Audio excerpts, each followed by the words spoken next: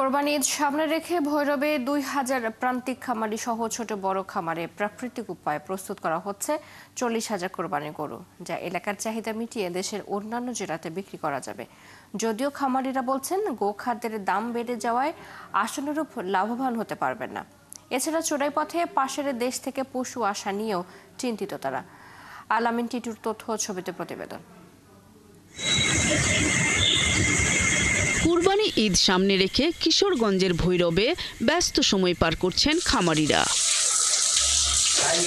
চারপাশ পরিষ্কার পরিচ্ছন্ন পরিবেশে চলছে গরুর পরিচর্যা। কেউ গোসল করাচ্ছেন তো কেউ খাবার খাওয়াচ্ছেন।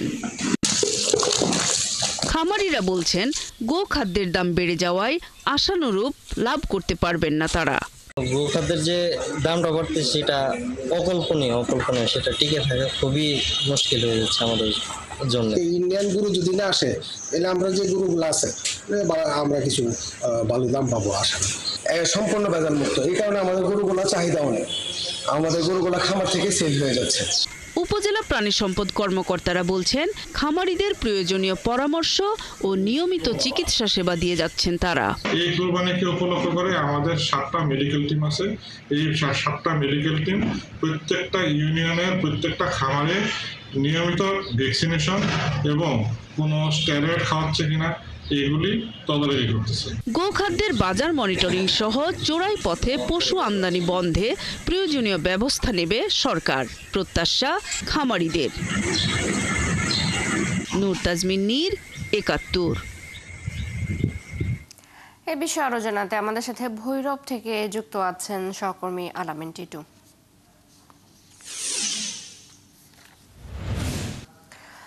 টিটু, খামারিদের ব্যস্ততা কেমন দেখছেন? সাথে জানাবেন যে গোখাদ্যের দাম নিয়ে তারা কি বলছেন, এবং একই সাথে যদি একটু জানতে চাই যে চোরাই পথে পশু আমদানি বন্ধে কোনো ব্যবস্থা নেওয়া হয়েছে কি না জানাবেন।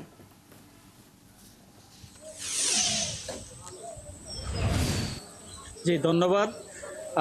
আপনি যেমনটি বলছিলেন চৈতি, যে আসলে ভৈরবে গোখাদ্যের দাম নিয়ে কিন্তু খামারিরা চিন্তিত, কেননা গেল 2 সপ্তাহের ব্যবধানে 150 থেকে 200 টাকা প্রতি বস্তা বসিতে দাম বেড়েছে। এছাড়াও কিন্তু এখনো পর্যন্ত চোরাই পথে পশু আমদানি বন্ধে প্রশাসনের পক্ষ থেকে তেমন কোনো ধরনের পদক্ষেপ নেওয়া হয়নি বলে ধারণা করছেন খামারিরা। তাছাড়া আমরা যেমনটি জানি যে এই উপজেলায় এবছর আসন্ন কুরবানি ঈদকে সামনে রেখে তারা প্রায় 40,000 গবাদি পশু অর্থাৎ গরু, ছাগল, মহিষ লালন পালনে ব্যস্ত সময় পার করছেন খামারিরা। তারা সকাল থেকেই রাত পর্যন্ত কিন্তু এই গবাদি পশু লালন পালনে এবং পরিচর্যায় ব্যস্ত রয়েছেন। তাছাড়া তারা যেমনটি জানিয়েছেন যে প্রাকৃতিক উপায়ে দেশীয় খাবার খাইয়ে কিন্তু তারা এই গবাদি পশুগুলোকে মোটাতাজা করে আসছেন। এছাড়াও কিন্তু তারা এখন শেষ পর্যায়ে মোটাতাজাকরণ প্রক্রিয়াটি তারা অপেক্ষার প্রহর গুনছেন কবে নাগাদ হাট শুরু হবে কোরবানির। এছাড়াও আমরা যেমনটি জানি উপজেলা প্রাণী সম্পদ কর্মকর্তার সাথে কথা বলে জানতে পেরেছি যে তারা উপজেলার 60টি ইউনিয়ন এবং একটি পৌরসভাতে 60টি মোবাইল টিম কাজ করে যাচ্ছেন, যেন কোনো ধরনের ক্ষতিকারক স্টোরেজ ব্যবহার করতে না পারেন খামারিরা।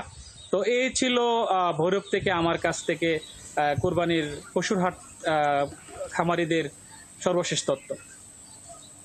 টিটু, ধন্যবাদ আপনাকে।